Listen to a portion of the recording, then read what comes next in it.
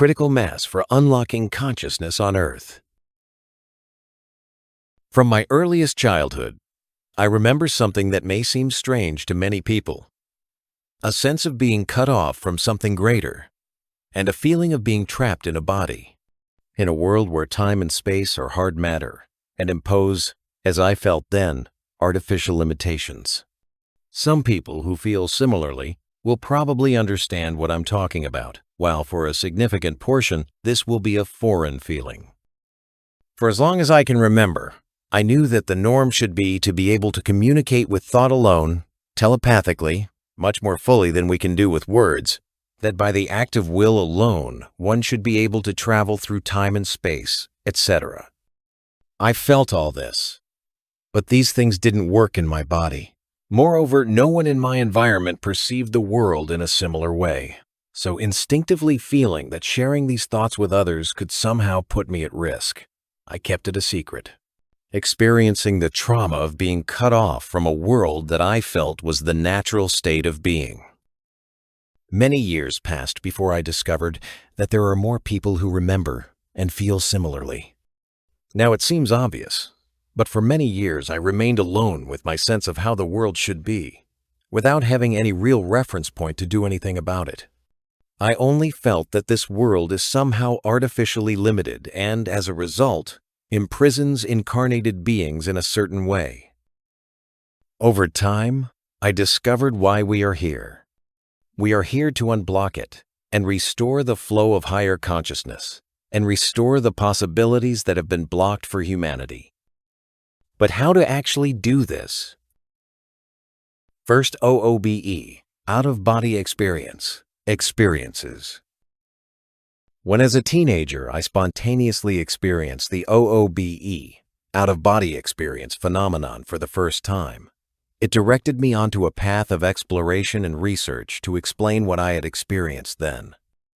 When I discovered that it wasn't a singular, unique experience only to me, and that many people around the world had experienced being outside their bodies in this way, I considered it phenomenal news.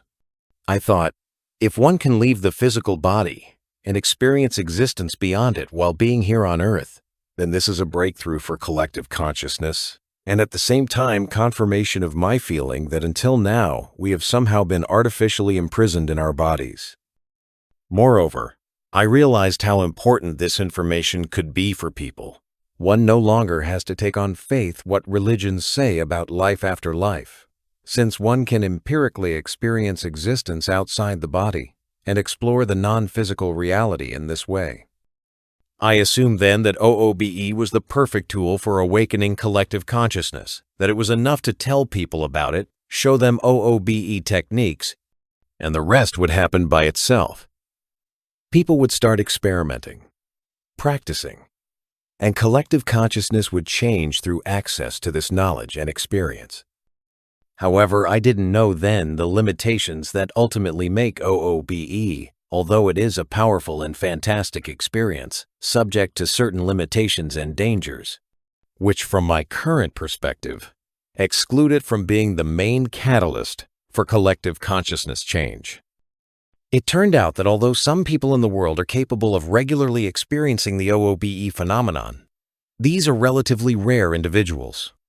Over the years, I've met many people who, despite diligent practice, never experienced OOBE even once, despite enormous enthusiasm and commitment to training. Even more people, although able to experience single, short OOBE episodes, were never able to master this phenomenon enough to be able to induce it on demand and control the direction of their journeys well. Furthermore, OOBE is a phenomenon that one experiences in solitude, and no one from the outside can easily verify our experience. While for a single person experiencing OOBE, it is an experience that clearly proves to them that one can exist outside the physical body. They cannot convincingly convey this to other people who do not have similar experiences. We can, of course, tell about our experience, but listeners can only choose to believe us or not, so it's a less convincing way to change the consciousness of anyone other than the lucky one who happened to experience OOBE. Being alone, even with such a positive experience as OOBE, can be, in the long run, not as pleasant as it might seem. Moreover, as it turns out, there are also certain dangers associated with the state of being completely outside the body, and even ignoring them.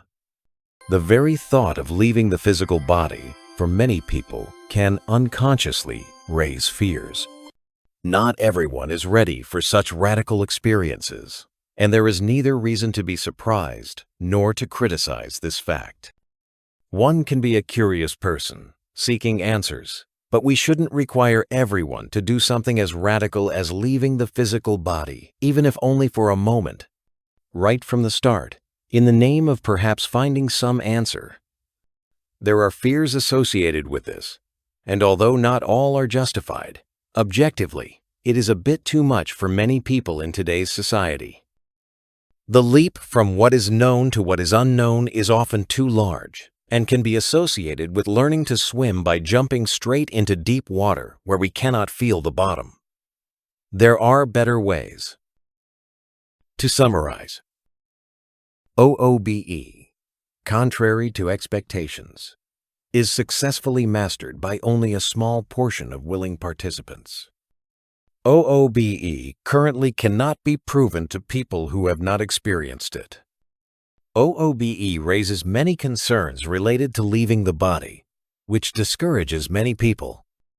So, after my initial excitement about the potential of out-of-body travel within OOBE, my enthusiasm was gradually tempered by the reality in which I was still one of the few who had experienced this phenomenon, and the lack of ability to prove the objectivity of being outside the body meant that my hopes that it would change collective consciousness, that it would change and unblock the world, gradually faded.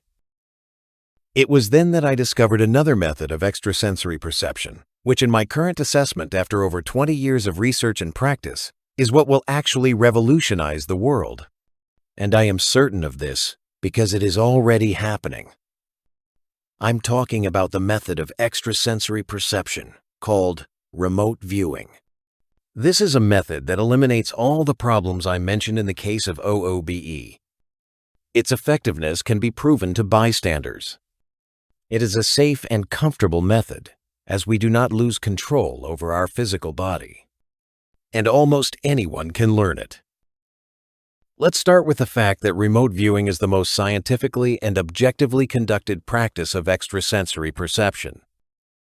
Until now, the usual accusation against people spontaneously using ESP, extrasensory perception, was that they knew in advance the subject of what they were supposed to investigate. For example, someone would go to a fortune teller and tell her about their family before she gave advice. So it was reasonable to assume that she may have analyzed the situation logically and provided an answer based on that analysis, rather than on extrasensory perception.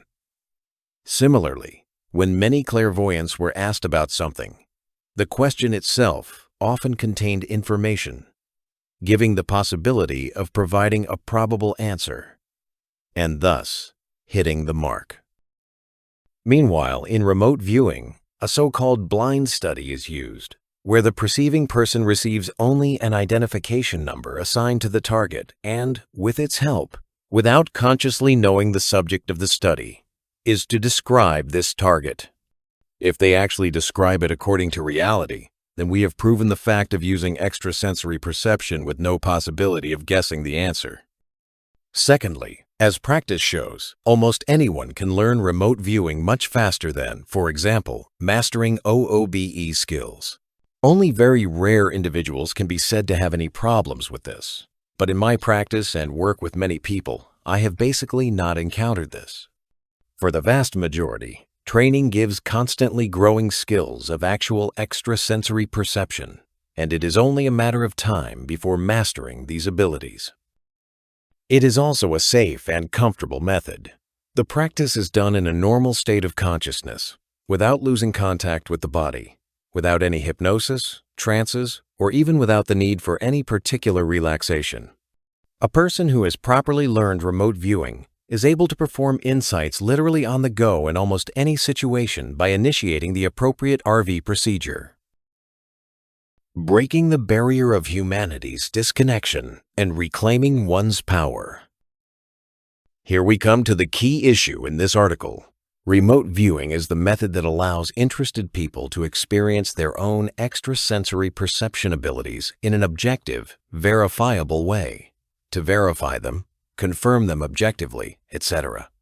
At the same time, remote viewing allows gathering new information from research sessions much faster and more effectively, which you can read about in my previous articles. While at this stage, we are not concerned with proving anything to people who are not interested in such knowledge, it is fantastic that people who are looking for such verification finally have such an opportunity. With each month, the number of people who explore reality using remote viewing grows. Their new skills allow them to explore beyond the barrier of disconnection that most of humanity experiences. These limitations do not affect the capabilities of trained remote viewers. Thanks to this, over time we will observe a gradual, increasingly greater unblocking of the flow of consciousness between us and the rest of the universe at an unprecedented level. Over time, this effect will transfer to all of humanity through the so-called 100th monkey effect, which I'm sure you're familiar with and doesn't require explanation. So, while we currently use remote viewing for our own needs, for our own research and exploration, and subsequent people who participate in sessions are there simply for their own development and experience. As new people who master this skill quickly grow in number, over time, I expect the possibility of a breakthrough in Mate Crow's consciousness and the removal of a significant part of the blockades that humanity is currently subject to. It will no longer be possible to hide the truth from humanity, and the newly acquired awareness in remote viewing groups will spill over to the rest of humanity and become a new, higher consciousness on our planet. The end. Jakub Kuba-Negowski. The Star Embassy. If you like our work, please subscribe to stay in tune.